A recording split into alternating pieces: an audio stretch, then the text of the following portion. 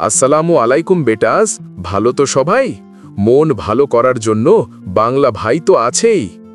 আজকে আবারও চলে আসলাম তোমাদের জন্য নতুন কিছু তথ্য নিয়ে। আশা করি উপকার হবে তোমাদের।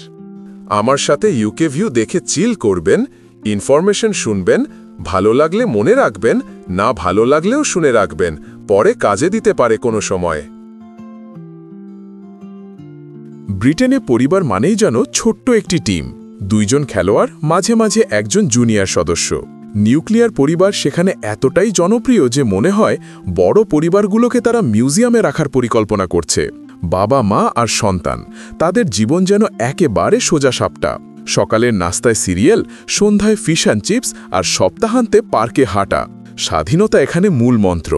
সন্তানরা বড় হলেই যেন পাখি ডানা মেলে উড়ে যায়, আর বাবা মা তখন নতুন শখ খুঁজে বের করেন, গার্ডেনিং বা পোষা কুকুরের সঙ্গে গভীর আলোচনা। বাংলাদেশে চিত্রটা একেবারে আলাদা। এখানে পরিবার মানেই এক ধরনের সামাজিক উৎসব, যেখানে সবাই মিলে একসাথে থাকা যেন জাতীয় খেলা। যৌথ পরিবার এখনও প্রচলিত, আর এর মধ্যে আছে নানা রকমের রঙিন গল্প। এক ছাদের নিচে দাদা দাদি, চাচা চাচি, মামা মামি আর তাদের সন্তানরা সবাই মিলে যেন এক বিশাল কমিউনিটি। এখানে স্বাধীনতার সংজ্ঞা একটু ভিন্ন। কেউ যদি নিজের ঘরে দরজা বন্ধ করে বসে, তখন প্রশ্ন আসে, কি হয়েছে, অসুস্থ নাকি?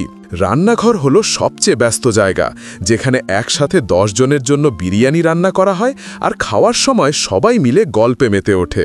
দুই দেশের এই পার্থক্য আসলে তাদের সংস্কৃতি ও জীবনধারার প্রতিফলন। ব্রিটেনে ব্যক্তি স্বাধীনতা ও গোপনীয়তা গুরুত্বপূর্ণ, তাই ছোট পরিবারই সুবিধাজনক।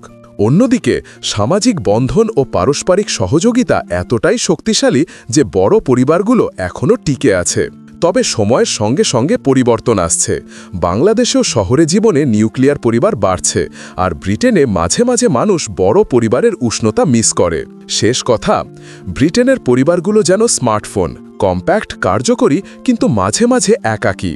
আর বাংলাদেশের পরিবারগুলো যেন ওয়াইফাই নেটওয়ার্ক, সবাই কানেক্টেড, কখনো সিগন্যাল বেশি, কখনো কম, কিন্তু সংযোগ সব সময় থাকে। তো এই ছিল আজকের জন্য। আবার কালকে আরও কিছু ইনফরমেশন নিয়ে আসব তোমাদের জন্য।